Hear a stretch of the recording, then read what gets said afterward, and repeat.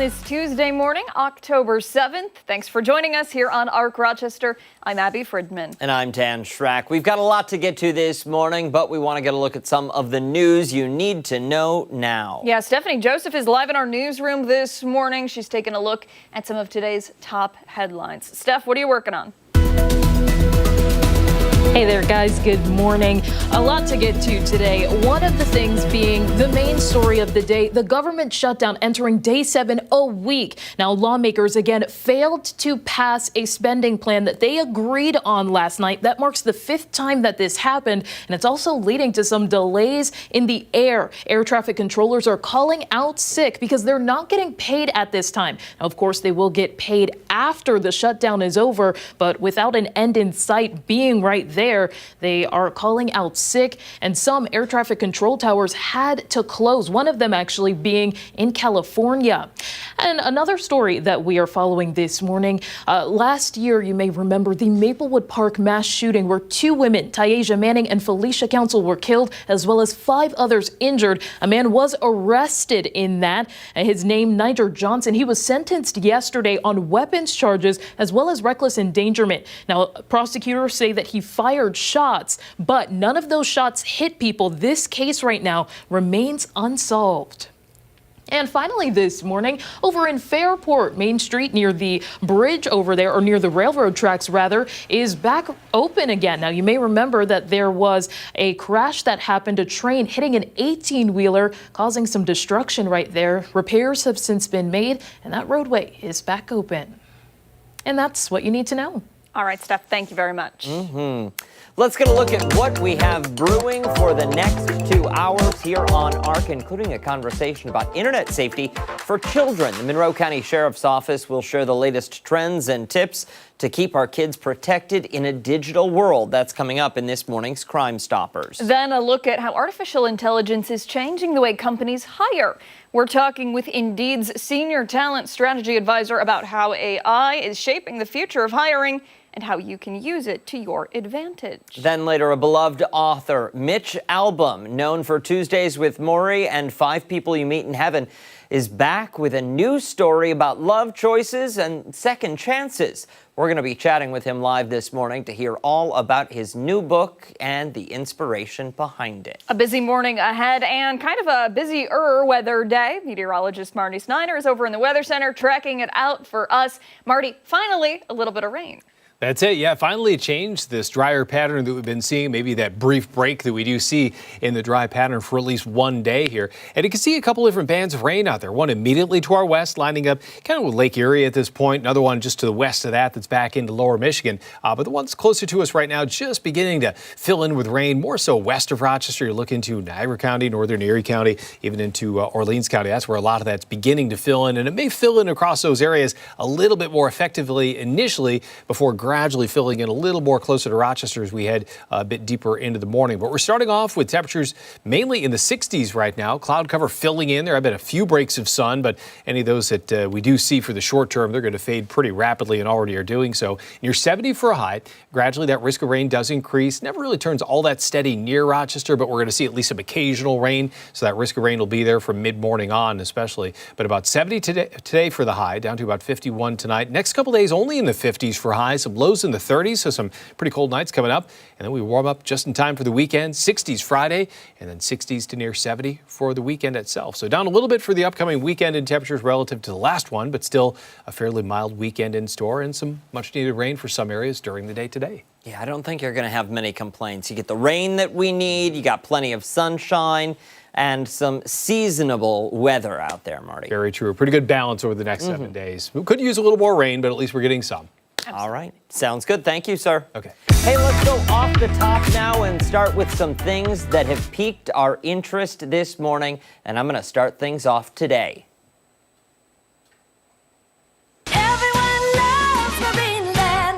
Everybody remembers that theme song. You probably remember hearing that jingle or watching the ad on television.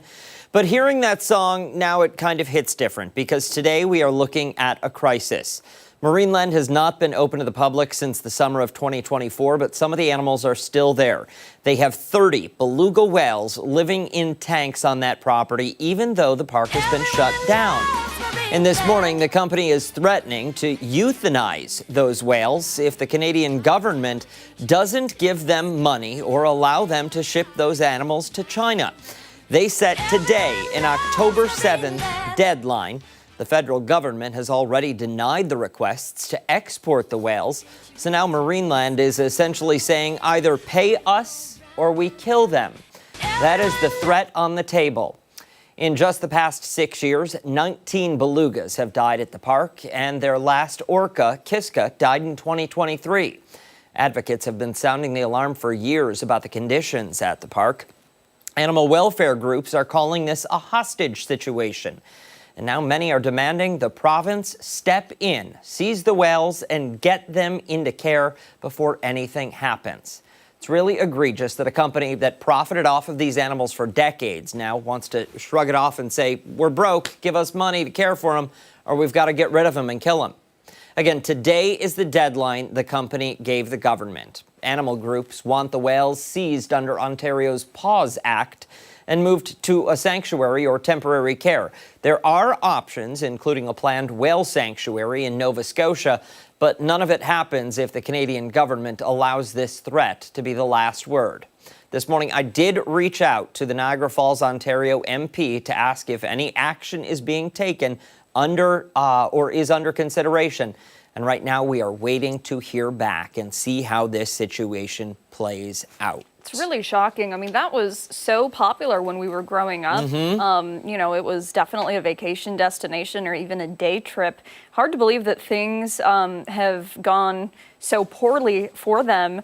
And, you know, but I think that kind of goes hand in hand with the realization that a lot of people are having, which is that these animals don't necessarily have great lives when they're living in captivity like that. I mean, there have been so many documentaries made. You know, I'm thinking specifically of Tilikum the whale, the documentary Blackfish, talking about animals held in captivity. It's a big one. Yeah, how you know, their lives are significantly worse. A lot of the time, the argument is made that you know, we're giving them a better life here because they're injured, or you know, they can't survive without their mom, or whatever. But you know, I think that people have heard the other side of it and have decided not to go and attend those kinds of parks. And, you know, it's sad that this is what is being threatened here. It really did go south quickly. I remember going there 1 year as a child, and they had deer on the property that you could pay a quarter and you would get dog food from like a gumball machine. And so many of the deer had tumors and were sickly. It was really devastating to see, you know, firsthand. It was marketed as a joyful, smiley place where the animals sing and play, you know what I mean? And it was just not so much that when you got there. And you see the quality of life that these majestic, gorgeous creatures don't have. Yeah. They don't have. They don't get a fair shot in there. And then for a company to make money off of their backs and this be the end result, it's really disgusting. And there is no chance of an extension or anything like that for conversations to continue? No word. I mean, it's Marineland that says today is the deadline. They're making up this deadline. Okay. So how this process will move forward, whether the government steps in and says, okay, no, don't you dare. We've got to figure this out. That remains to be seen. It's a really sad story. Yeah, it is. Okay, we'll move along to mine now. If you're looking to make a quick $5,000 and you don't mind a little trip to Las Vegas, there's a perfect contest for you. Daniel, I don't think this would be great for you. Oh. One small thing, you do have to spend a weekend ghost hunting inside Las Vegas's oldest casino hotel. So as long as you don't mind some creepy company, looks like you'll probably be just fine. So here's a little background. The El Cortez Hotel and Casino is the longest running hotel in the Las Vegas area. If you wanted to book a room tonight, it would cost you about $75, but on the weekends, those prices go up to almost $300. It's not right on the Vegas Strip, but rather in what's known as Old Vegas. It's just on the outskirts. The hotel is beautiful. If you didn't know that it was reportedly haunted, you might not think anything of it. It could just be interpreted as an old hotel, maybe not as equipped with the high-tech glamour that you might find at other hotels in Vegas. But it is still beautiful. That is until you find maybe a not-so-friendly figure in your bedroom at night. There have been stories for decades about shady people who have stayed at the hotel and then have never checked out. It's even rumored that the remains of former employees are in the basement. That's never been confirmed, but that is one of those old wives' tales. Here's how the contest works, though. The application window opened yesterday and will stay open through Halloween. The company running the contest will give the winner money to cover food, drinks, and ghost hunting equipment. They said they'll make recommendations for what people should buy, so you're not just going in blind. Also, the flight to Las Vegas will be covered as well. The winner will have to walk through all areas of the property during the day and during the night for the whole weekend. This includes the casino floor, the hotel corridors, and the basement. Photos and videos will also need to be captured to document anything supernatural, or at least document the experience. Also, the ghost hunting equipment is crucial. Thermal sensors, electromagnetic field measures, and more will be the key to success for the contest. The winner will have until December 8th to get to Vegas to complete the challenge. People on social media honestly seemed pretty hyped about it. Almost overwhelmingly, the commenters have said that they're interested in applying or are jealous of the person who does end up winning. I think the science behind being scared can be tied to other appeals related to Las Vegas. You've got the adrenaline rush, you have the dopamine release, and you have the feeling of adventure. So if gambling isn't necessarily your scene, this could be your way to experience that Las Vegas chaos without breaking the bank. Okay. Did you sign up? Did you fill out an application? It is currently being filled out at my desk right now. Good. You know, I just figured why not, right? Yeah. I'm not scared. No. Not scared at all. No. Are you going to apply? I think I would. You should. I think I would. The ghost experience outside of the movies, I don't have an issue with. Mm-hmm. It's when I'm in a movie theater or on the couch watching a scary movie that I can't do. So you would have no issue walking through a basement, like a big, big basement in the middle of the night with your green night vision goggles. Yeah, I'd do it. Sensor Sure. and all that stuff, but you're alone. You're not with anybody. Yeah. You're just by yourself? Yeah. Okay. Yeah. All right. I would do that. No problem. There you go. Because there's not going to be any jump scares that you know about, at least. Yeah. All of the hype and cinematic magic that you get, that they use to scare the living daylights out of me, is non-existent. Now, if you were a hotel employee, don't you think maybe you'd try to mess around just a little bit? Oh, absolutely. I definitely would. Absolutely. Yeah. Something tells me that's what happened to those employees whose remains are in the basement. Probably. They tried to mess around and found out. Yeah, very true. Absolutely. Hey, stick around. We've got a lot more to come here on ARC Rochester, including when we come back, we're checking in with Chris Lopez, who's taking part in some fall festivities this Tuesday. Yeah, don't forget, take us on the go wherever you are. We're streaming live on the 13WAM YouTube channel and on foxrochester.com. We'll be right back.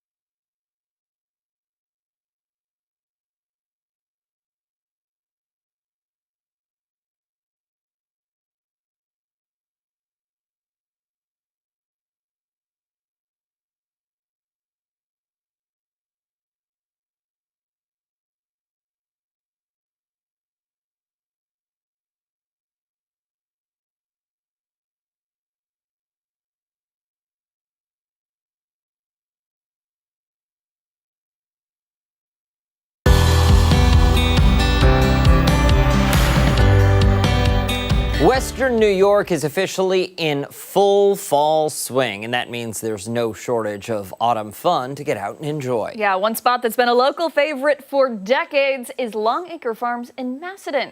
This fourth-generation farm has been welcoming families to enjoy all the sights, sounds, and flavors of the season. Chris Lopez is live on location, exciting activities and attractions that they have to offer. Chris, what's up? Hey, what's up, guys? We are in the back 40 at Long Acre Farms. Now, what does the back 40 mean? I don't know. I don't know what it means either. It's a farmer's term, all right? We're going to look it up for you, and we'll have that answer in the next segment with Audrey and Sarah this morning.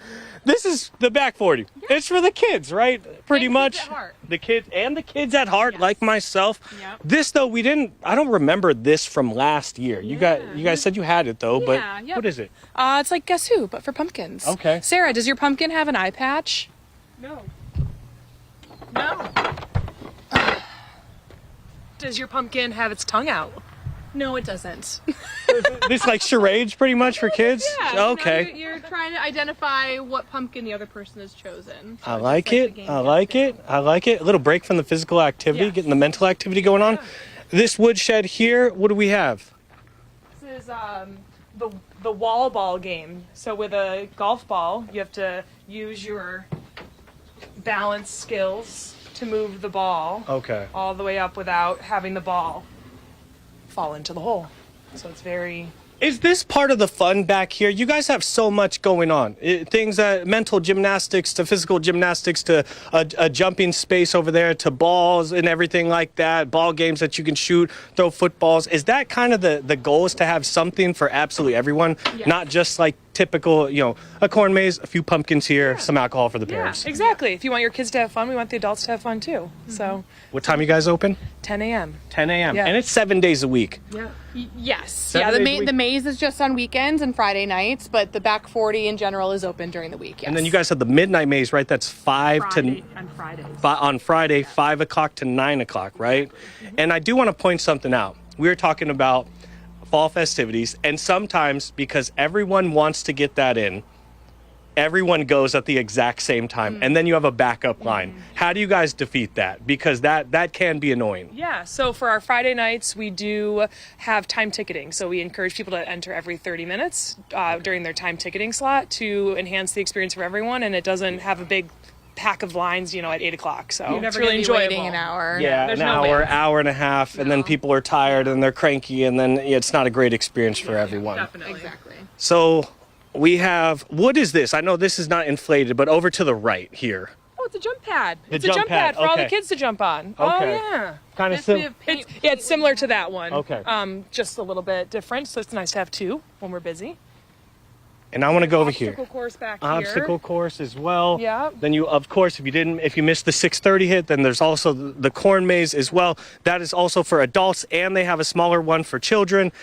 This is my favorite here. skills. This is my favorite over here. Gotta love this.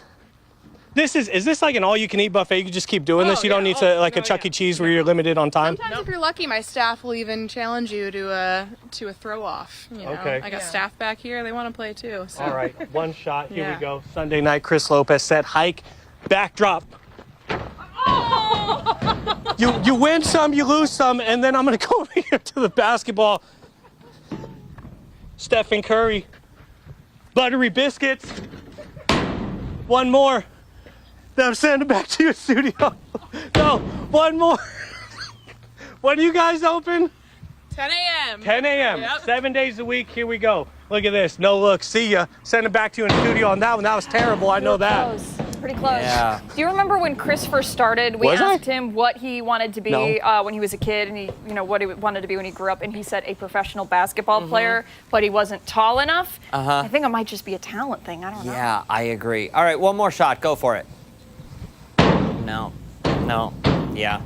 It's definitely the talent. Yeah. Abigail, definitely. the But you talent. tried, and that's You what did. matters. Hey, don't go anywhere. When Ark Rochester returns, it's this morning's weather trivia. Yeah, Mark will be here after this.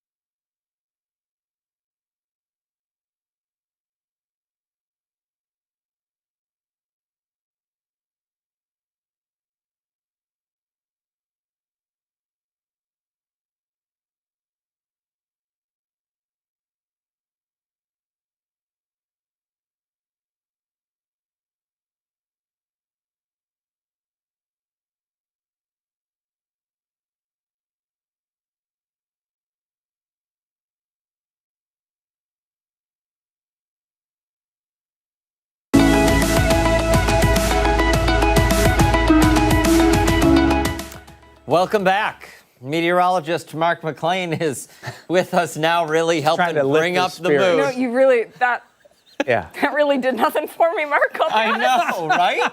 Just, really dropped like something really sad and then come out. It's fine. It's all good. Anyways, let's talk weather trivia. Let's get to weather trivia. Maybe that'll cheer us up. Well, yeah, 'tis the season for terrifying things, right? Yeah. Let's talk about weather trivia today. Yeah, this hasn't happened in 12 years in weather. Okay? We're talking about tornadoes. The first time in 12 years, the U.S. had an EF5 tornado this past summer. What state did that tornado develop? Was it in Florida, Ohio, North Dakota, or Oklahoma? Now, if you see video of this tornado, this was absolutely terrifying. And I mean, this was one of the overnight ones. Those are always the most dangerous because, folks are sleeping. It's hard to get the push alerts out. Even if you get the alert, maybe you slept through it. This tornado was more than a mile wide at its base. Oh my gosh. Yeah. Imagine that. What month did this occur? This occurred in June. Okay. But they went back and did a little bit more forensic analysis on this and determined that it was an EF5. Okay. Are we going to see video or a picture of this? I don't have video of it. I can search that out and see if we can come up with something for the 9 o'clock. Okay. But at this point, I don't have a look at it. I was watching it yesterday on the social channels, and I didn't actually recall this one. But it was a big storm, though. I feel like we've covered it. We probably did have this in the news. Yeah. Yeah. So I feel like I remember. Yeah, it's interesting. But we'll have that coming up for you at 9 o'clock right here on ARC Rochester.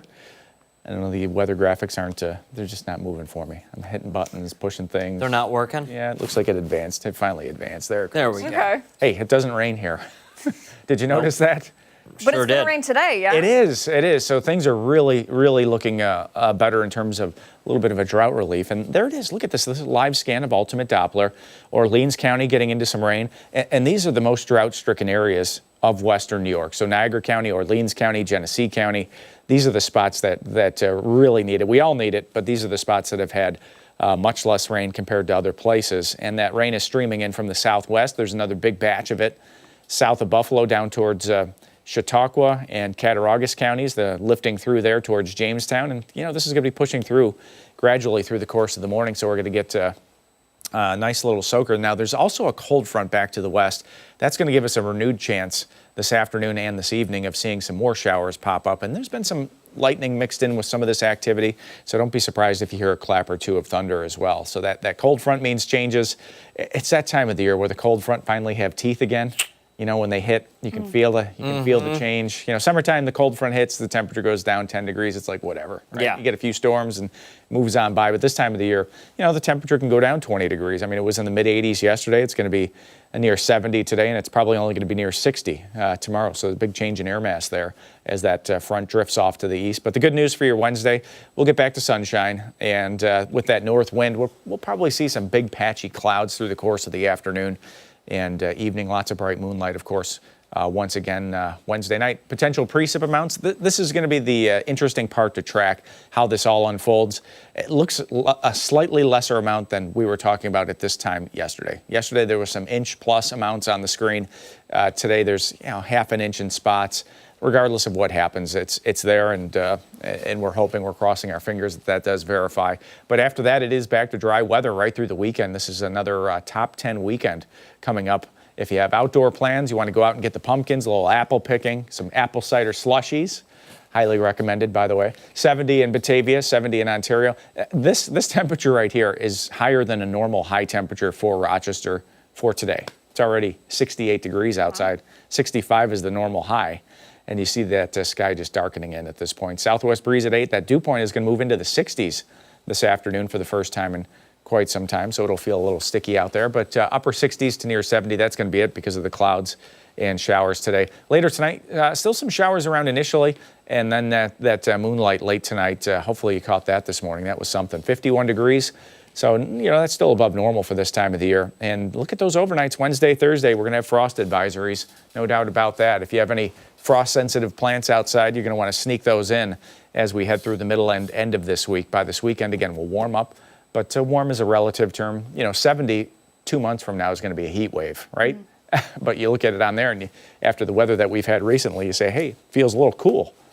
Yeah. Hey, I feel like I should ask you this. I've been thinking about this and not Googled it in, 2 weeks. And here, you're the weather and garden guy, sitting right across from me. So here's the question. Yep. I moved my tropicals in when normal people do, and I'm not waiting until last minute like you. Here's what happened, though. Yeah. The 2 hibiscus trees instantly turned yellow. Oh. And started to drop all their leaves. Maybe a little bit wet. The soil could be too wet. Sometimes that happens. And sometimes it's just a transition, a little bit of a shock to the plant when you change the environment that it's in. If it's used to more sunshine, and then it gets into a spot where it's not getting the same conditions that it has. I've had my mandevilla did that one time. It completely defoliated. And I was like, well, this thing's dead, but I left it in the window anyway, trimmed it back, and threw it back outside, and it popped back to life the next season. So, hibiscuses, they're a little finicky. They are. I think so. So the pumpkin in my yard is like that big, wow. maybe, but it's not orange. Green. It's yellow. Oh, it's turning. Yeah. Good. So is it going to be okay? With a frost blanket, yeah. I'll give you one. Okay. I'll bring one in. Yep. Sweet. Yeah. Look at that. I know. Yep. We'll save it. What is a frost blanket? It's so the last thing you want to put down is like plastic on top of any plants outside, because that allows the surface to freeze. It'll freeze to the leaf surfaces, and frost blanket it's lightweight and it's very thin material. I'm trying to think of like a piece of clothing that it would be close to. Burlap work? It's like a real thin curtain. That would hang in your, that would let the light through and that kind of thing. Yep. So it just protects the plant from the frost. Will freeze on top of the blanket. The heat from the ground will stay underneath it. And we're only talking about degrees, but the difference between 31 and 34 is a big difference when you're talking about a frost or a freeze. That's a good point. Yep. Good advice. Yep. All right. Thank you, sir. Don't go anywhere. Much more to get to this morning on ARC Rochester. We're back on the other side of the break.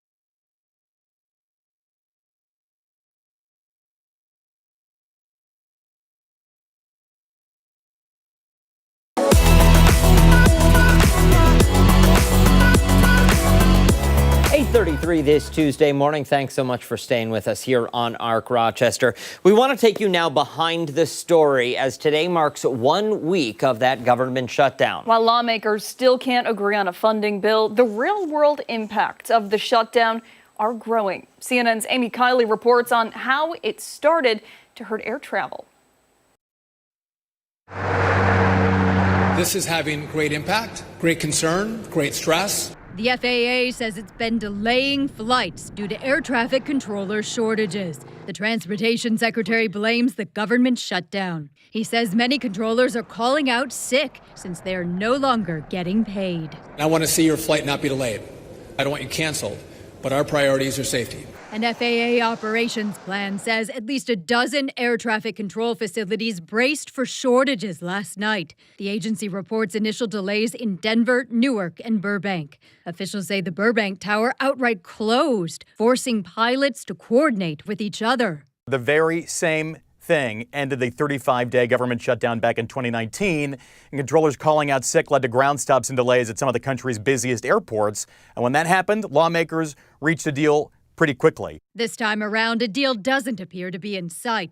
There's nothing to negotiate, just reopen the government. Republicans say they won't negotiate with Democrats until after the government reopens. Democrats say that order of events doesn't work. They want to address health care costs in the very funding bill that would end the shutdown. Both House and Senate Democrats are clear. We'll sit down anytime, any place with anyone from your administration, including the president, to get a resolution here. I'm Amy Kiley reporting. Pretty drastic stuff that we have seen play out just over the past 7 days, a short time frame for this shutdown. Yeah, and you think about the last government shutdown a handful of years ago, and that went on for 35 days. Yeah, more than a month. It doesn't seem like either side is willing to budge on anything here. No. It will be interesting to see, because if I'm remembering correctly, at that point in time, that was the longest government shutdown.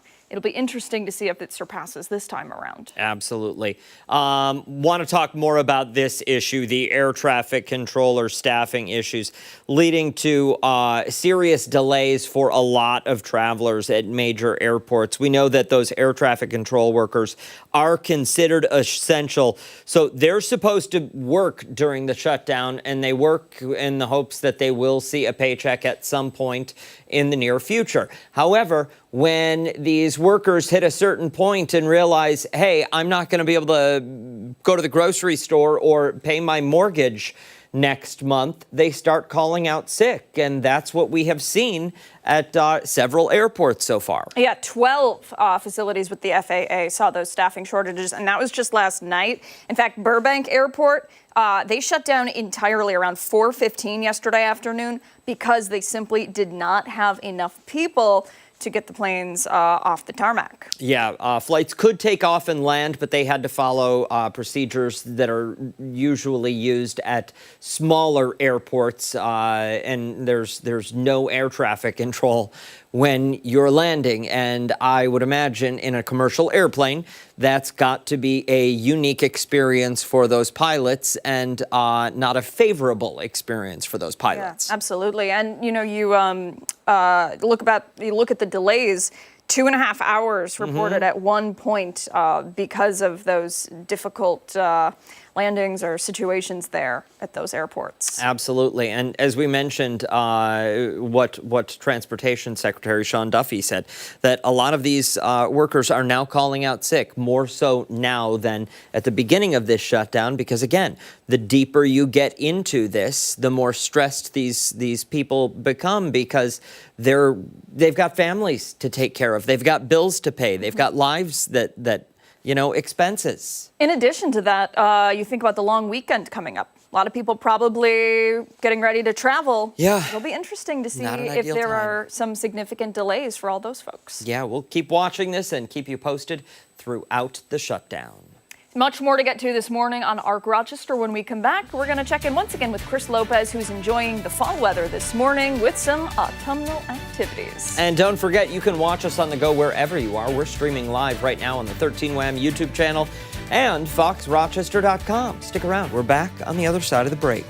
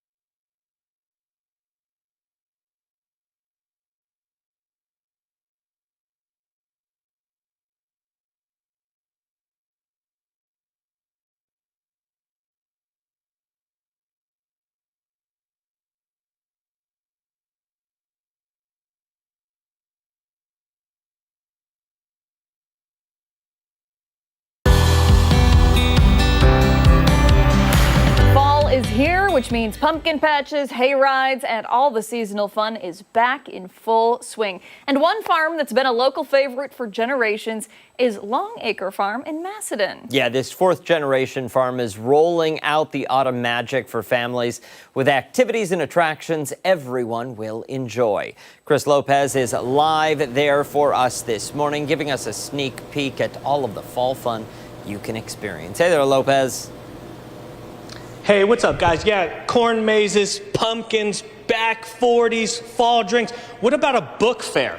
How about that? I'm here with Audrey this morning. We've been doing all the regular fall festivities all morning, but you guys got a huge thing going on tomorrow, though. We sure do. Yes. What is it? It is a book fair for adults. So think of like a Scholastic book fair that you did when you were a kid, but make it for adults. So we set up right in here. It's not set up yet, but there's going to be hundreds and hundreds and hundreds of books set up in here. We have our bar open for fall drinks, and it's going to be a lot of fun. So and people, they may be thinking, okay, a book fair, but it had a huge turnout. Oh, yeah. This is going to be, we've done it since 2022, so we're one of the first in Rochester to be doing these for adults, and super well attended. I don't know how many we had at the last one, but it was a lot, and it was a lot of fun. There was vibes all around, so it was a good time. So the weather looks great for tomorrow.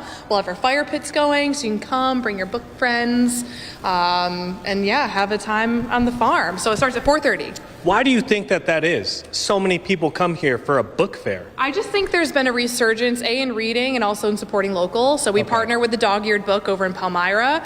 Amazing people that own it. So she brought the idea to us a couple years ago, and we've run with it ever since, and it's been an amazing partnership. So 4:30? Yes, 4:30. 4:30, free to attend? Yes, it is. Free to attend. Yep. Going to be in here, which is called the station. That's what this is called here.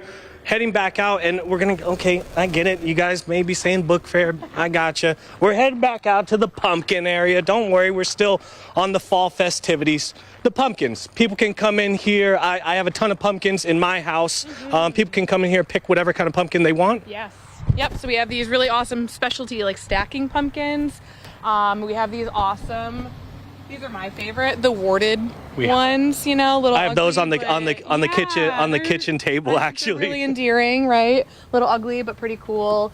The beautiful selection of carving pumpkins, gourds, some white warded ones. So tons of options. What's so fun about this time of year for you guys here at the farm? Like, what's something that you're like, I can't wait for fall because of this? I think we say it all the time, every year. We love seeing all the families that come out, and everyone has smiles on their faces, and there's a handful of families that come every single year to do the maze. So when we see them, it's really nice because they've been coming probably since 1998 when we started the maze. So it's become a yearly tradition for a lot of families. So it's really great to welcome everyone back for another fall season. You guys have the corn maze, which we took at 6:30. Then they have the kids version of that. They have the back 40. They have different drinks. I wanted to call it fruits and vegetables. It is not anything close to fruits and vegetables. A ton of snack, ice cream. They have it all here at Long Acre Farms. I'm going to send it back to you guys in studio for now. Come check this place out. 7 days a week. Can't beat that. There's no off days here for fall festivities. I think you should bring back some pumpkins for the Arc Rochester set. I agree, Chris. So I actually thought about doing that, right? I was going to be very nice. I had a day off yesterday. I'm well rested, but I have a site survey, man. I have to go all the way up near Lake Ontario, do a site survey for Thursday. So see this pumpkin here? I was actually, Dan, I was going to bring this one. Look at this beauty. I was going to bring that for you guys, but I can't. You're not supposed to pick it up I'm by sorry. that. What is the site survey, Chris? Yeah, now I definitely can't. Now I definitely can't do any of that. I'm not even. I can't even pick up a pumpkin right. So I definitely can't do it now. I'm sorry. He doesn't even want to respond to that question. You can't see us right now, but we look irritated. I promise. We do. All right. All right. Thanks. When Arc Rochester returns, it is this morning's Crime Stoppers. We're back right after this.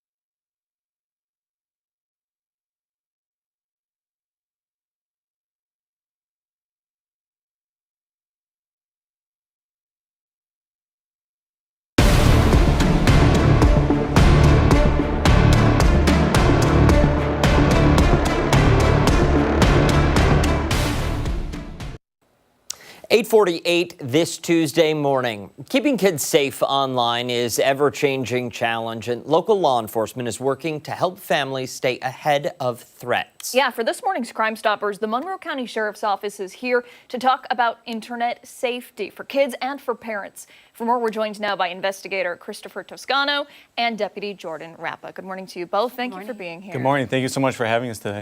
I want to focus right off the bat on one internet situation that you guys are following pretty closely, and that is sextortion with kids. Tell us a little bit about that.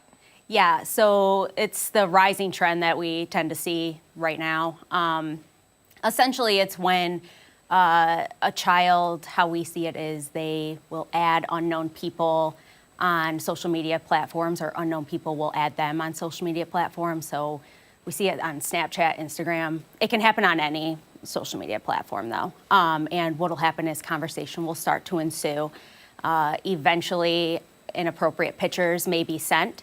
Once that happens, the suspect or that unknown person will threaten the child with sending out said pictures to their friends, their families, classmates, unless if they send some sort of payment or more pictures or whatever the case may be. So what we're telling parents is to, if you find that your child is a victim, contact 911 or your local police agency in your area, and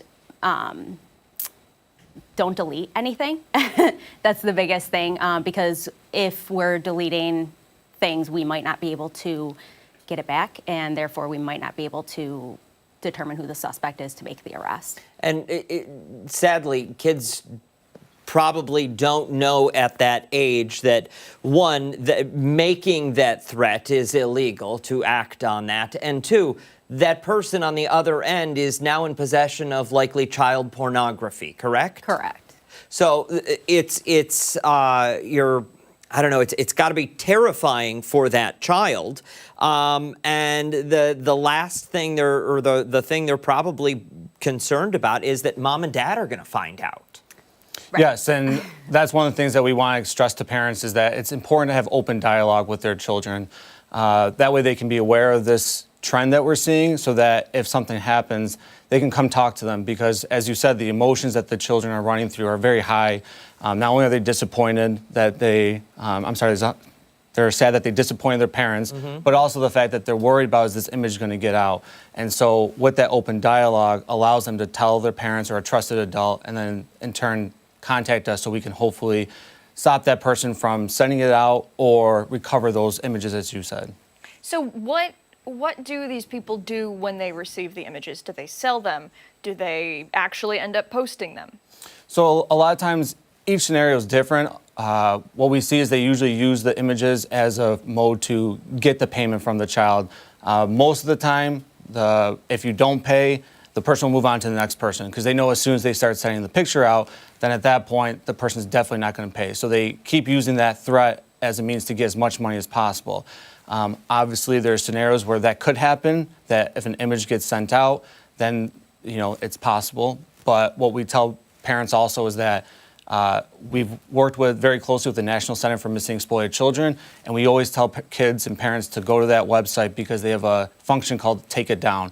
And with that, it allows parents to notify them, and then they work with that social media company like Snapchat, Instagram, all these different companies to hopefully get those images and content removed from their website. What should parents do when they find out that their child could potentially is involved in this? The kid finally says to mom or dad, look, I made a stupid mistake. I did this thing and I shouldn't have. And now this person who I don't know, who's somewhere else, says they're going to, publish these photos somewhere unless I give them money. What do mom and dad do? So that's in a lot of children, if they have a good dialogue with their parents, that's exactly what will happen. So what we're telling them is, again, don't delete anything, right? So it might be hard to review the context or the pictures that your child has sent or has received from these people or the threats. But if we're contacting 911, we can get a deputy or a police officer out there immediately to review exactly what we have. And then from there, we can kind of do more of a process in order to find out who the suspect is. So again, just contacting 911, the NCMEC, or National Center for Missing and Exploited Children Avenue, and not deleting anything. The other option is they can submit what's called a cyber tip. So again, if they go to the National Center for Missing and Exploited Children website, they can submit a formal cyber tip, which again will go to them, and then they can disseminate it out to law enforcement. We also work very closely with the FBI's Child Exploitation Task Force, where from there parents can also submit tips to the FBI as well, tips.fbi.gov. We are running low on time here, but I do just have one quick question. When it comes to these profiles that are being made, is it like catfishing? Are they pretending to be students at the school? Are they pretending to be, somebody that lives down the street from them? Or is it like just some random person on the internet and they're saying, hey, let's be friends? Yeah, so I would say it's close to the catfishing, where what they'll do is they'll portray themselves to be a younger child, and from there they'll embed themselves with lots of their friends group to make it seem like they're within that group, and then from there they then target one specific individual, attempt to do this, and then from there they might move on to the same group as well. So it's more towards the catfishing, as you said. Thank you both so much for your time. Such an important topic to discuss. We'll make sure to post more information on this on our website, foxrochester.com, after the show this morning. Much more to get to this morning on ARC Rochester. Stick around. We're back on the other side of the break.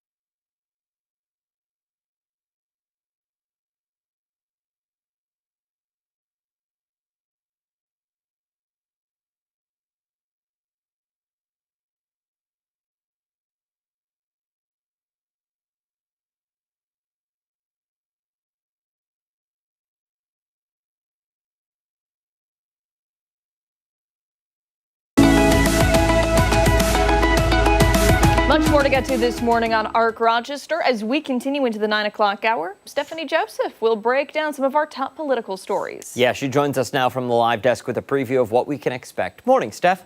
Morning there, guys. In today's political pulse, the government shutdown is entering day 7. Hear from lawmakers about why they remain far apart on a deal. And the Supreme Court is in its first week of its full term. What cases will and won't be on the docket? Plus, what to expect as the Attorney General prepares to testify on Capitol Hill. That's all coming up in our 9 o'clock hour. ARC Rochester returns after this.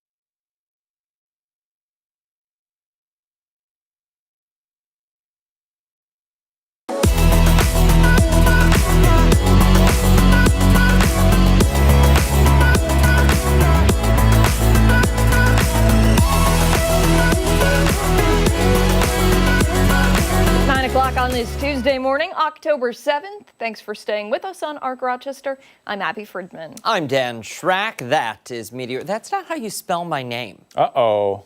Yeah, mine gets misspelled a lot, too. Mine's misspelled. Like I'm like... That's not the spelling of my McLean? McLean? Well, I'm just saying, how long have we worked together? I missed an H. She gets mine right all the time. But a lot of... It'll be 2 C's. Yeah. L-A-I-N.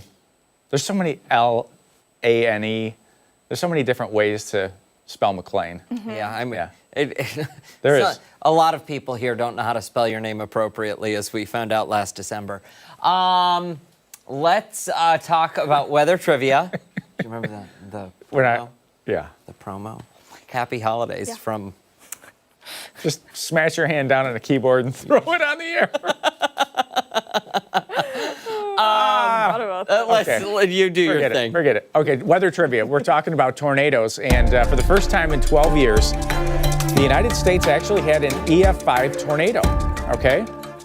Where was that tornado this past summer? It was in June of this past summer. Was it in Florida, Ohio, North Dakota, or Oklahoma? What do you say? We have lots of responses. Actually, we did have a ton on Facebook. Yvonne had A, Eric, Eva, Lisa, Lindahl had C, Frank went D on this one. And, you can see Pamela, Cheryl. Lot of C's. Yeah, lots of C's on there. Yep, lots of C's. C was what, Ohio? North Dakota. Was it? Oh. Yeah, I think it was. I can't remember what the pecking order was there. My original guess was going to be North Dakota. Mm-hmm. Then I thought maybe Oklahoma, because I know that Oklahoma is known for tornadoes. But then I'm like, that would be too... On the nose? On the nose. So I think I'm going to stick with North Dakota. Yeah, I'm there for it, too. So we're going to be 2 for 2 this week? Yep. Nice. All right, we're off to a good start. So, here's just a little bit on it, and then I'm going to show you that, because Ashley helped us out here. The tornado had estimated winds around 210 miles per hour. It was 1.05 miles wide at its base and had a path length that went nearly 12 miles. Wow. Can you imagine that? No. That is absolutely terrifying. Devastation. And it was at night. Here's some video. This is Enderlin, North Dakota.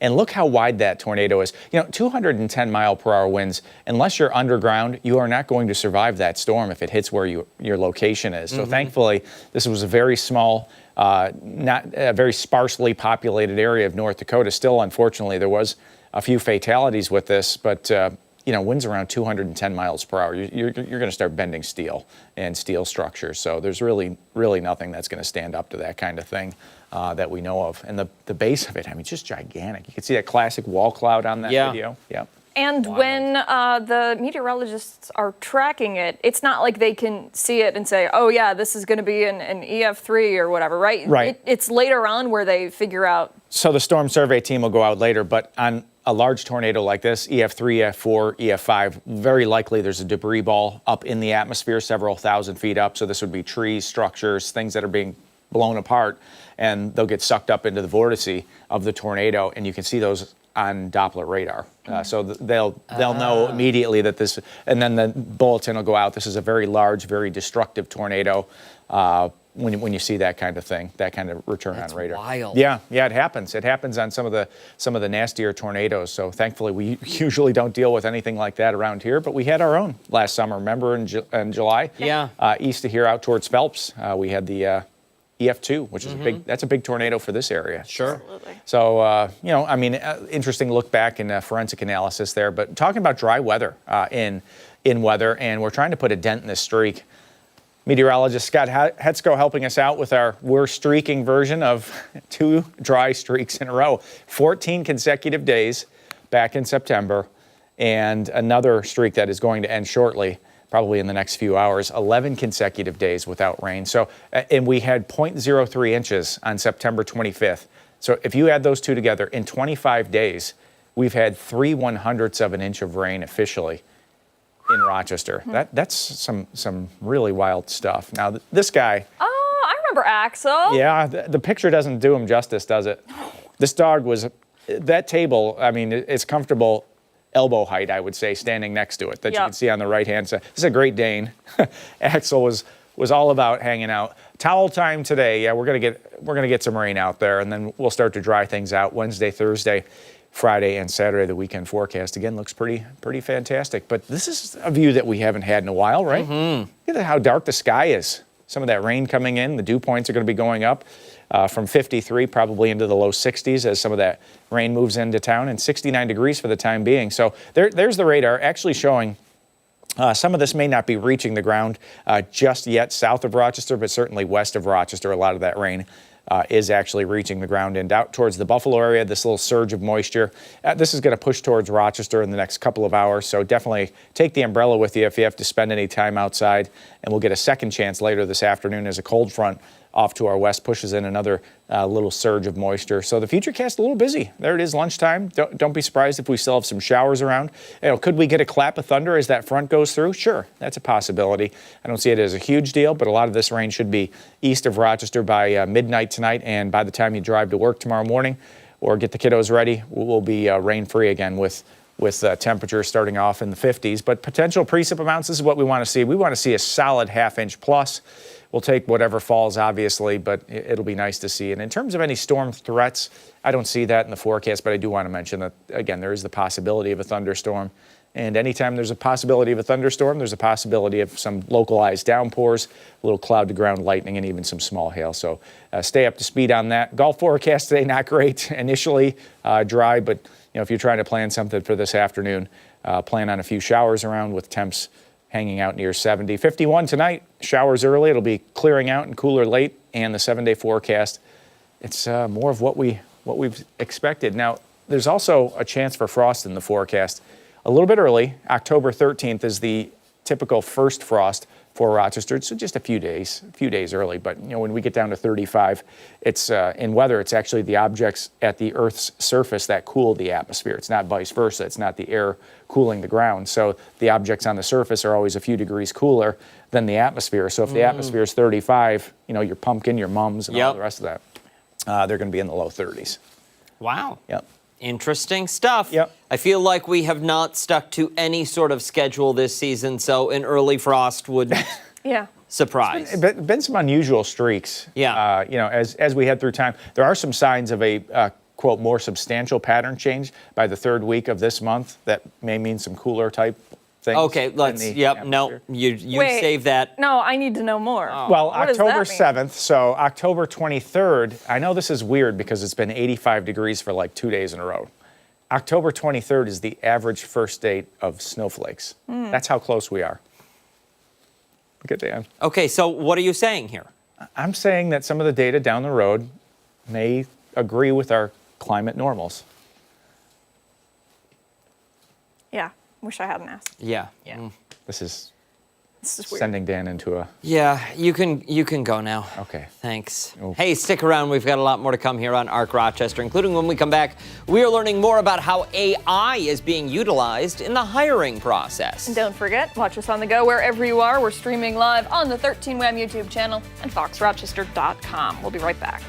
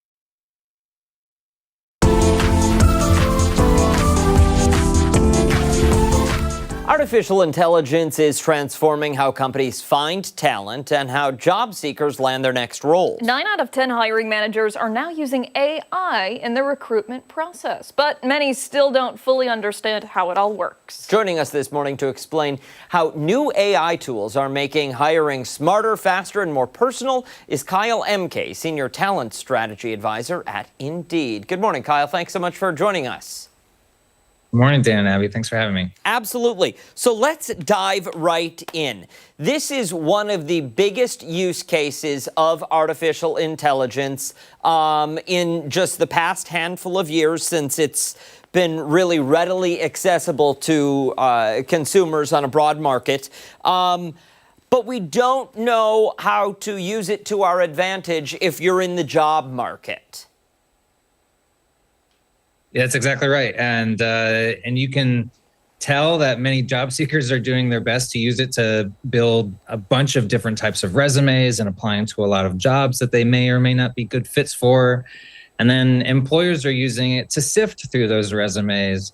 And so at Indeed, what we're trying to do is we're trying to take this complicated hiring practice of slow hiring processes and inundating employers with unqualified candidates and making it much easier for them to find each other. So for job seekers, we're basically taking all of their preferences, their skill sets, their previous work experience, and we're giving them a bunch of different types of jobs, explaining to them why we think that they would be a good fit for them.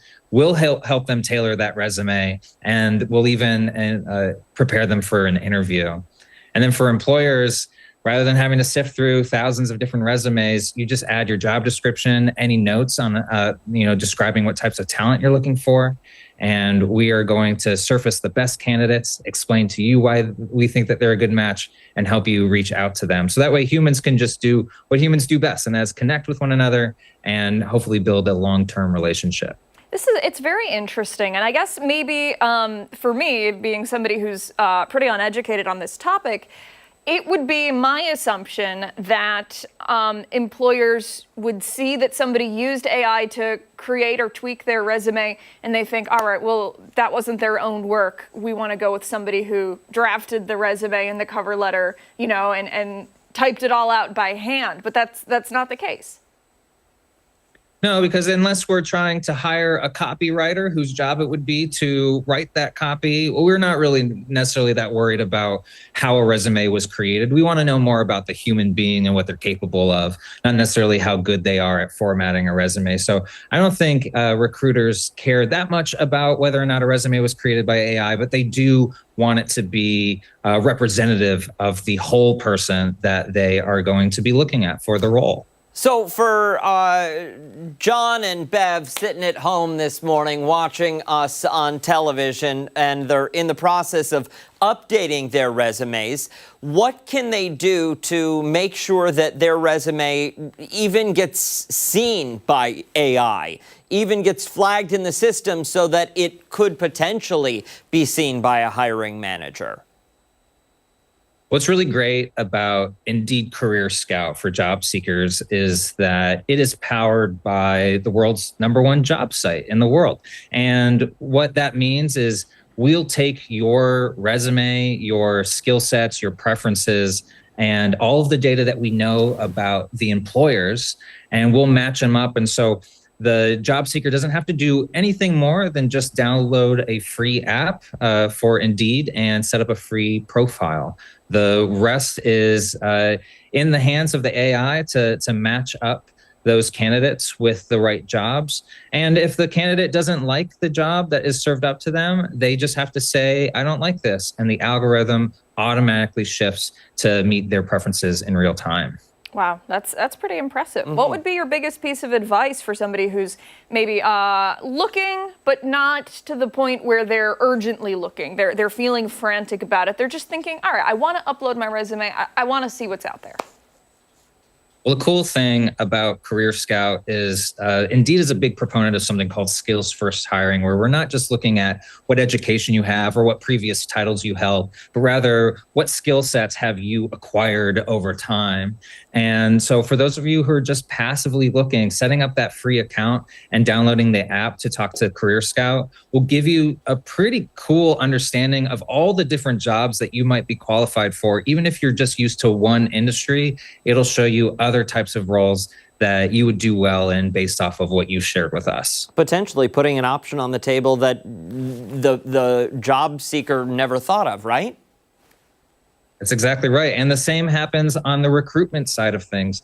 Lots of recruiters are looking for one singular type of candidate, but when we share all the different types of candidates that are qualified based off of their skills, not necessarily of their experience, it opens the mind of the recruiter as well. So they understand that not just one type of candidate would be good for the role. There are all different types of diverse options for them.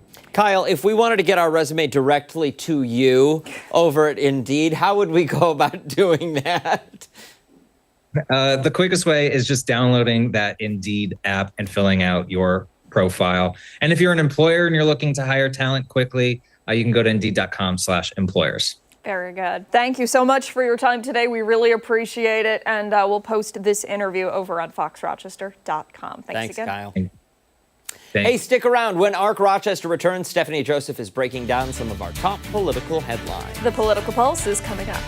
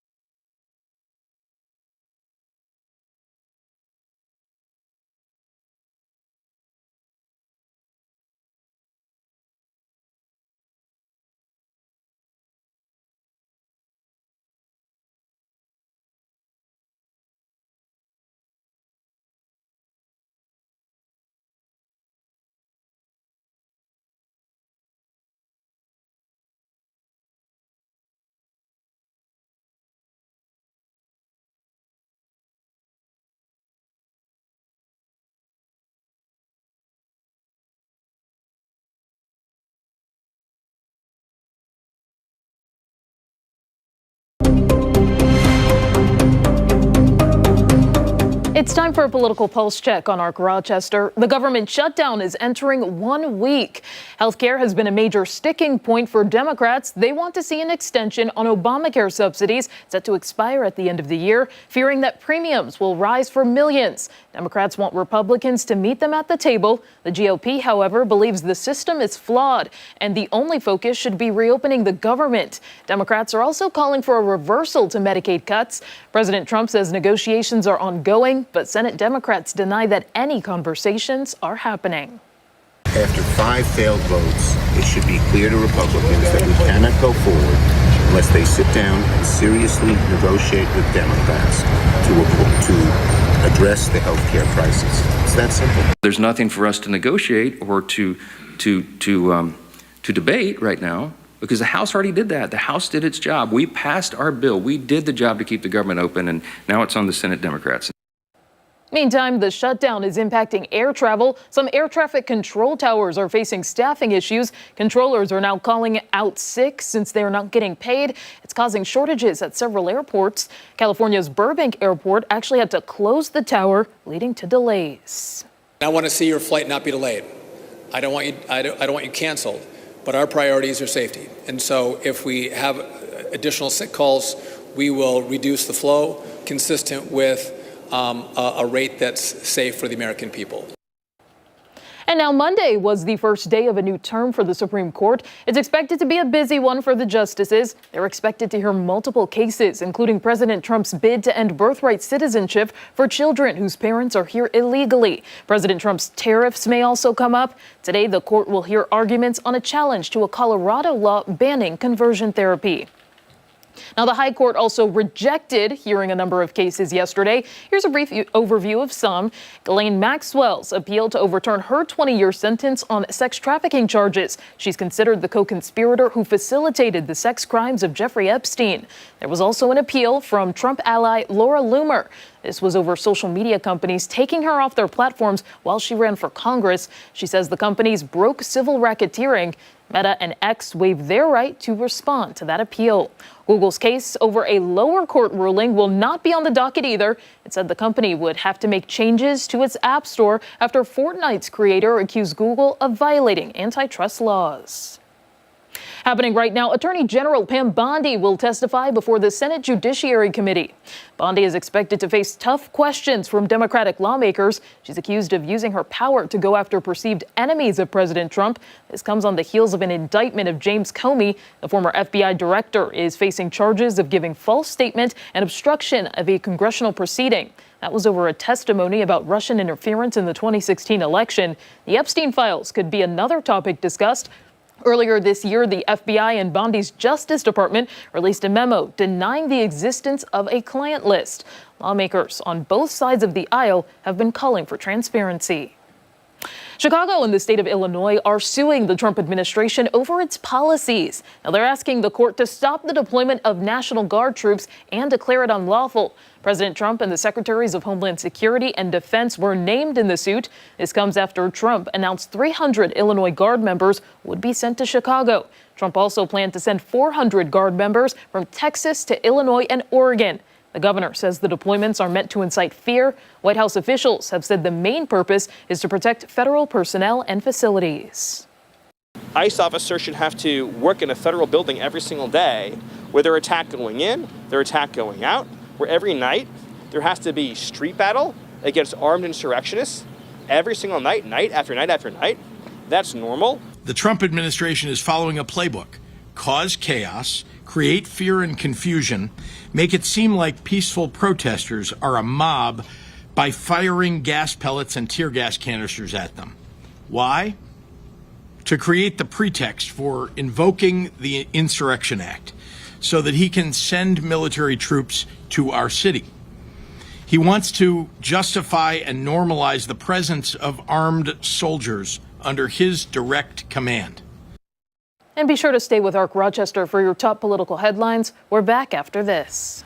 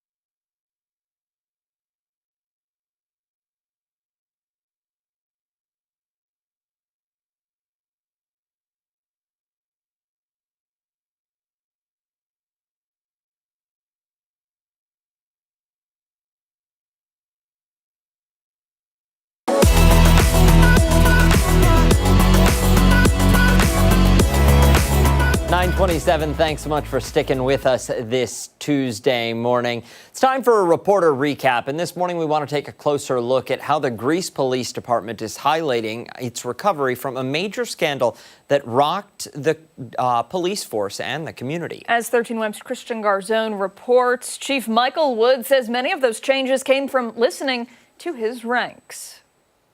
You might have noticed the Greece Police Headquarters off Long Pond Road got a facelift and expansion in recent months, and Chief Michael Wood wants the public to know it's back open. It's just been a transformation, not only in the structure of this building, but quite frankly, a transformation in this department operationally for the last 4 years. 4 years ago, the former police chief, Andrew Forsyth, resigned amidst a very public scandal. Wood says since then, Greece police have looked inward and moved forward. A big part of that is this upgraded facility with police forces now under one roof. You know, we of course needed to build more space, locker room space, room for officers. Wood says Precinct 2 on Maiden Lane, where some officers used to check in for duty, will still be active. The Greece Special Police will be housed in there. Animal Services operation with the animal shelter immediately behind. Even with this reshuffle, Wood said not to worry about timing in an emergency. With his 93 sworn police, many are operating on the road. Just because we close up the one precinct, we don't expect any changes in calls for service response. Also in 4 years, Wood is touting the increased use of technology from license plate reader cameras, secure interrogation rooms, and harnessing the power of social media to ID suspects. We've embraced technology in a significant way in a very planned and structured fashion. Wood says all of these changes have been essential in improving one key element in the ranks: morale. After all, he says a lot of these variations came from listening to them. And as I say every day, the future's bright. Christian Garzone, 13 Wham News. For more on this story, we are now joined by Christian Garzone. Christian, pretty encompassing story there of all of the changes that were recently made. Yeah, it's looking at 4 years, and about 3 weeks ago I was talking to Chief Wood before this headquarters reopened.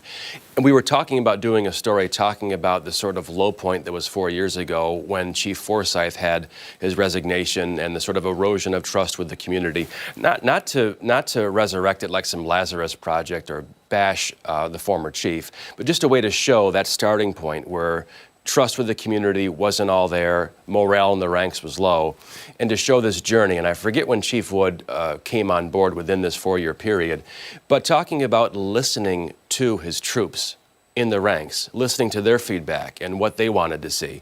And this sort of new headquarters encompasses a lot of that. So now they're sort of mustering under one roof in the morning for roll call. Precinct 2, as you heard in there, is still going to be open, but they're not going to be sort of stationed out there mustering in the morning there. They're all together. It's to improve communication. It's to improve service for the public. And one of the biggest things, because Precinct 2 is a big part of this story, I live by Precinct 2 on Maiden Lane in Greece, and I thought right away, well, response time. So did our photog, Mark Schumann, who lives out that way. We're like, what about response time? Chief Wood says, you know, Greece police are kind of ubiquitous. We're everywhere. We're on the road, so don't worry about response times. Precinct 2 will still be open for DWAI processing, the animal shelter. There's a 911 call box that'll still be there. But this is a kind of a big reshuffle that's happened. And just looking at this journey of 4 years, it is kind of incredible to see where they are now and how things are running and moving there at Police HQ. And, you know, just from these updates, it really seems like morale has improved. We had a guest on a few weeks ago. We were talking about how leadership can have such a big impact on employees. You know, just from what you witnessed, did it seem like a major difference? It does. When I've gotten to know Chief Wood over the past couple of years or so, and he seems like one of those leaders who's not leading from the back. He's going right to the front and leading forward. And this was a journey of 4 years to really, as I say in the piece, to look inward and then let's move forward from these past, or well, the low point of 4 years ago and really make something special here. And I got to say, the Police HQ kind of looks like a movie set to me a little bit, but I think it's kind of cool, like a 50s TV show or something, like Andy Griffith or something. Yes. But it looks really cool. And this, I should point out, was paid for by the town. It was estimated at about $7 million, but through grants and everything else, they came in more like $5.3 million. But to have everyone under one roof, they kind of had to do this upgrade here. So new locker rooms, things like that, secure interrogation rooms, by the way. So they lock with a key fob or whatever, so nobody can just get up and run away. It's kind of a interesting thing. Has there been any response from community members about this? Yeah, I mean, some in the comments and stuff were upset we're bringing up Chief Forsyth again, but I really want to illustrate that's a way to show the starting point. Because if we just talk about this 4-year journey and the sort of low point, you're sort of ignoring the elephant in the room. Sure. With Chief Forsyth, a lot of people, I think I can say this, back in the day were more disappointed. They didn't really dislike him. They liked Chief Forsyth a lot, and people still have a lot of reverence for him. They like him a lot still. So it's not a way to bring this up and bash him. It's just a way to say, like, hey, 4 years ago, this is where we were.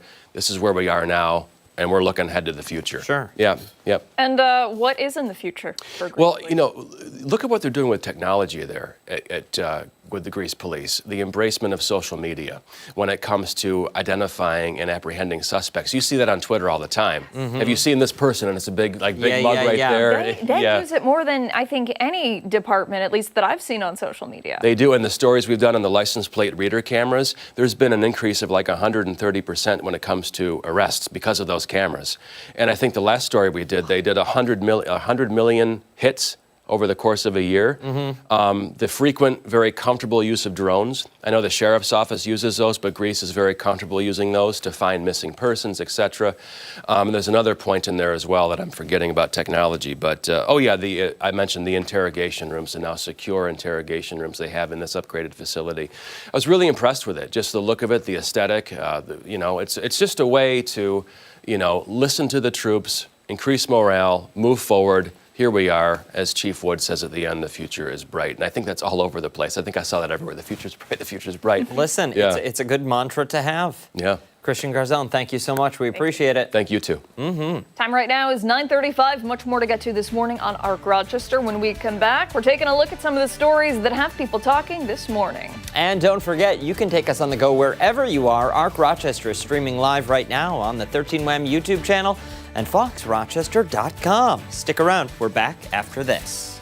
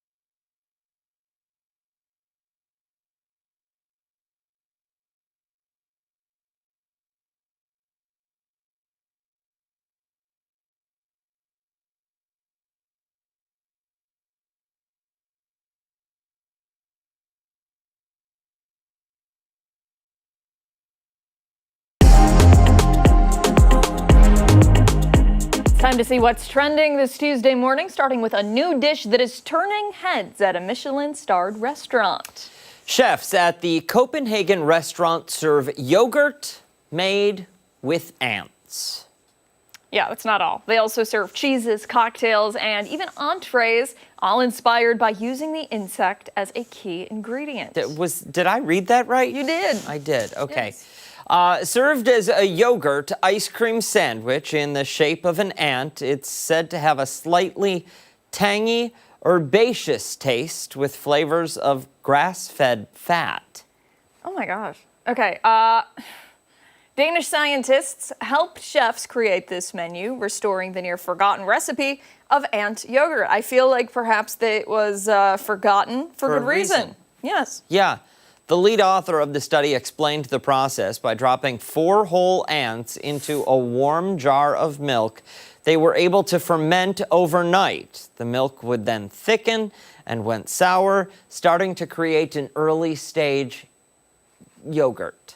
Who tested it? I don't know. And how many stomach aches did they have until they got it right? Yeah. Historians say ant yogurt was once extremely common, and they say the work highlights how traditional practices can inspire new approaches to food science and even add creativity to the dinner table.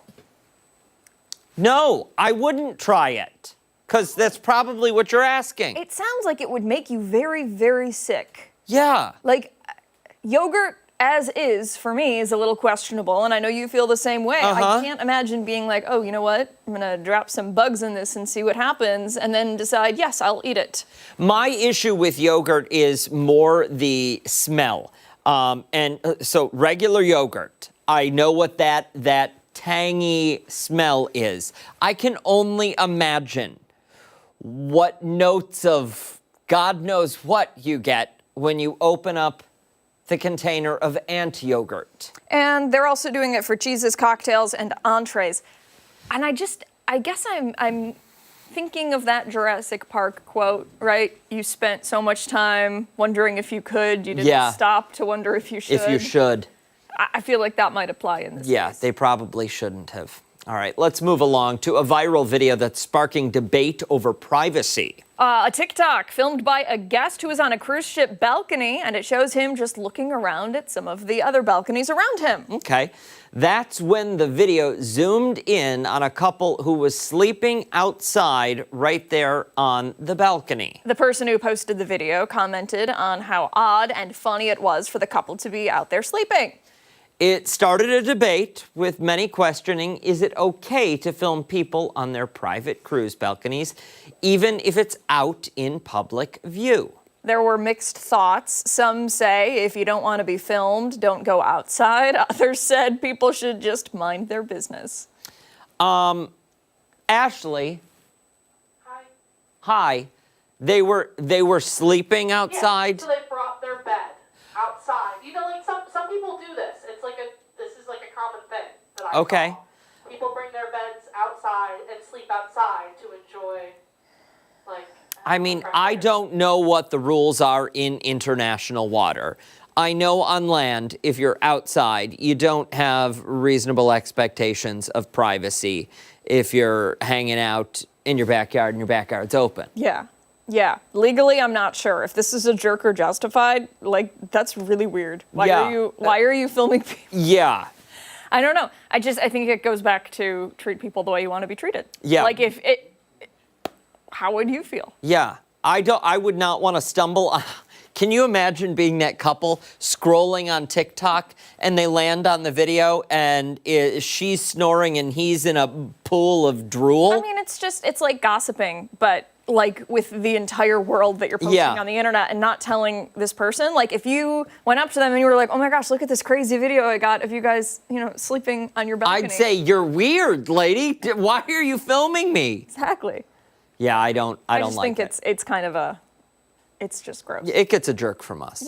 Yeah. Thumbs down. All right, turning now to our final story. People on social media are coming together, sharing a common dream that they all seem to have. In the Reddit forum, The Mall World, people who have never met share details about this uncanny, reoccurring dream that they all seem to have. Okay, so those who have experienced the phenomenon say these dreams occur in real-world pedestrian settings, such as theme parks, apartments, cruise ships, schools, or indoor shopping malls. Though the events of the dreams vary from person to person, the similarities that sleepers discovered have sparked a viral discourse on theories of a collective dream space. The Reddit page receives over 3,600 visitors a week and has gotten a lot of attention in the past few months. People say they have been to this mall world in their dreams several times. Why the dream is so popular remains something that sleep scientists are trying to figure out.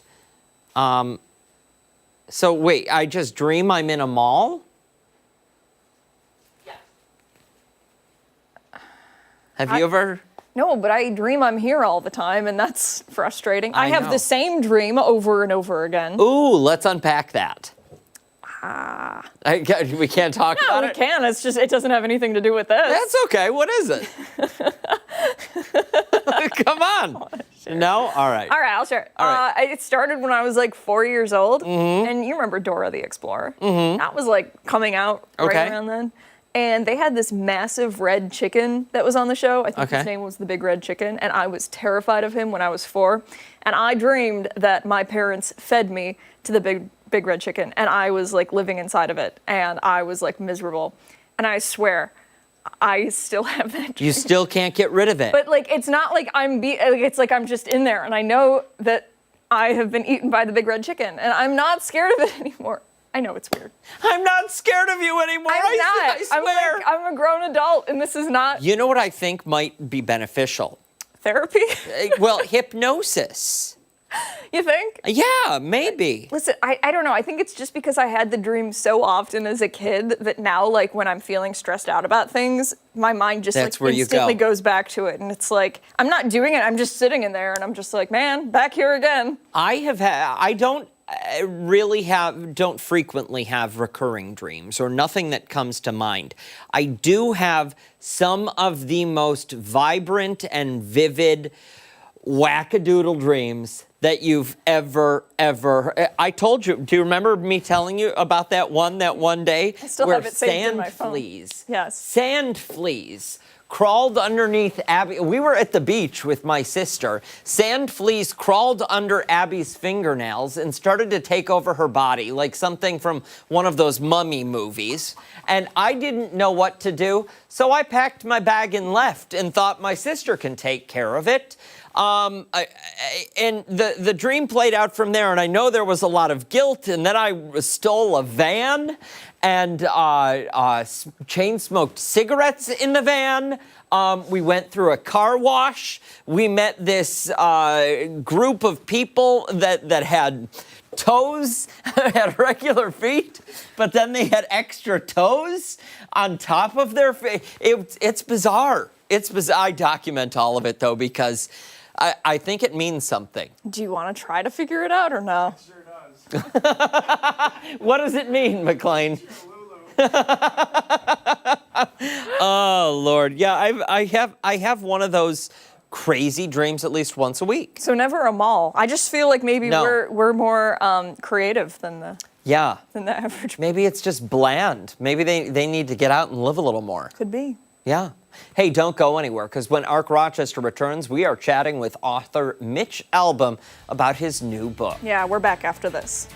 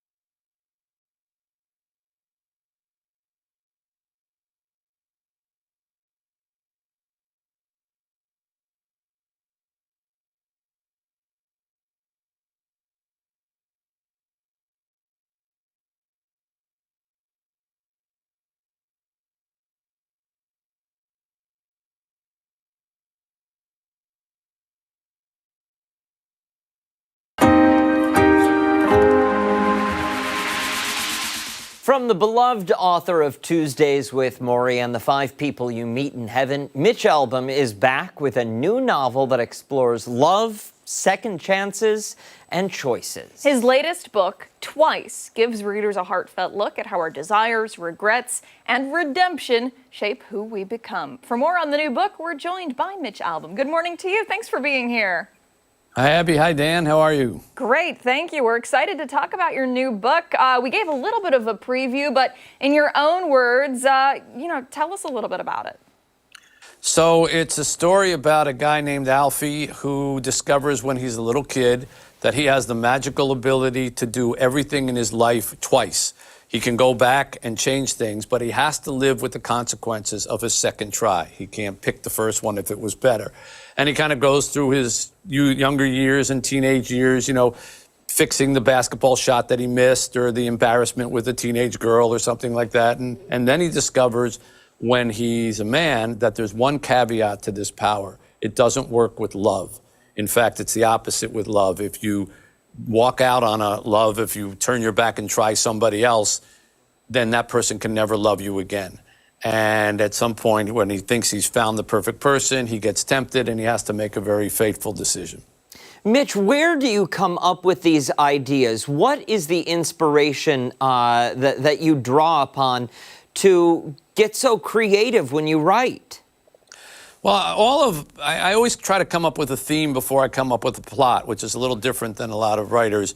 So like the 5 People You Meet in Heaven, I wanted to write a story about people who feel that they don't matter. And I created a story in heaven that shows that they do. Or the Stranger in the Lifeboat, I wanted to write about people who don't believe. And in this case, I wanted to write about the grass is always greener concept because, a lot of people live with regrets saying, I should have married this person, or I should have taken that job, or I should have moved to a different country.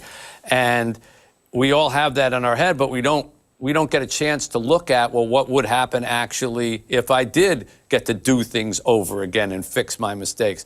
And the fact is, we might not learn anything in our life if we got to fix all of our mistakes. So I always look for common themes that I know everybody's thinking about and then try to create a story around it. And as you can see by this video that you're running, there's a little examples of things that you get to do over again, or the character does. It sounds incredible. Tell us a little bit about the writing process for this book. When did you start it, and when did you finally decide, yes, it's done, it's ready? Well, I always have these ideas kind of on the shelf, and I just sort of decide, do I feel like doing that story? My wife and I have been together for 37 years, and I wanted to do something at this stage in my life that sort of showed my appreciation for her. And so the character in the book, the woman that he falls in love with is very much like my wife. And he gets tempted and makes a mistake and whatever, but ultimately realizes what he has. And that's, I feel that way too. And so I thought, it's time to write this book. And I read my books to my wife. She doesn't read them. I read them out loud to her. So she doesn't know what they're about until I read them. And I read her this one, and we got to the last page, and it does have an inspirational sort of happy ending. She gave me a big hug and kiss, so I knew I had done okay. When you write these, Mitch, do you find it changes maybe some of the perspective you have on your own life? Just talking about the grass is always greener, because that's something that I know I think about a lot. The grass is always greener, but as soon as you stand on that lawn, guess what? The opposite side looks even brighter than it did the day before. Is that something that you take away that changes you? Well, I think you can't write something that you don't know at all. And my life has kind of been a twice example. For the first part of my life until my late 30s, I was a sports writer. And I just a very, very ambitious sports writer, and that you could have summed me up with that sentence. And then I had this experience with an old professor of mine that became the book Tuesdays with Morrie, and suddenly that book took off, and suddenly I became a person, instead of people going to ask about who won the Super Bowl, they would come to me and say, my mother died of cancer, and can I talk to you about it, because we read Tuesdays with Morrie together. And so my eyes were open to a whole sort of different world, and I started getting involved in charities, and then I started charities in Detroit, and then I started started an orphanage in Haiti, and now my life is mostly about that. So I've seen how our lives can turn based on decisions or things that happen. And so I used that to try to show in the book that we all actually do get a second chance in life. It's called the next minute that we live. And all of the minutes that we've lived up to this minute that we're talking, have informed us and taught us about what decisions to make going forward. So if all we did was keep jumping backwards, we probably wouldn't learn anything. And I know if I went backwards, I'd be a much different person. Wow, very inspirational and beautifully said. Mitch, thank you so much for joining us this morning. We really, really appreciate it. I guess one last question before we run out of time here. What's your message to young people who may pick up this book, who are interested in reading, but maybe not getting that push at home, maybe not finding somebody to encourage them to read and pick up a book? Well, when you read, you disappear into a different world. And, kids are already doing that on their phones. It's just that they're kind of disappearing into this world. So I would encourage them to say, hey, dive into a book, whether you read it on your phone or read it in, physical form or whatever, and explore that world. And you'll find that when you see a different world, it gives you a good perspective on your own. It takes you someplace that you can't get by sending a tweet. And there's a reason we've been telling stories since the dawn of time. It's how we learn things through storytelling. And whether it's on a phone or in a physical copy of a book, I think there's a lot to be learned from it. I encourage kids to try it. Mitch Albom, thank you so much for your time. We greatly appreciate it, sir. Dan, Abby, very nice to talk to you. Thanks. We'll be right back.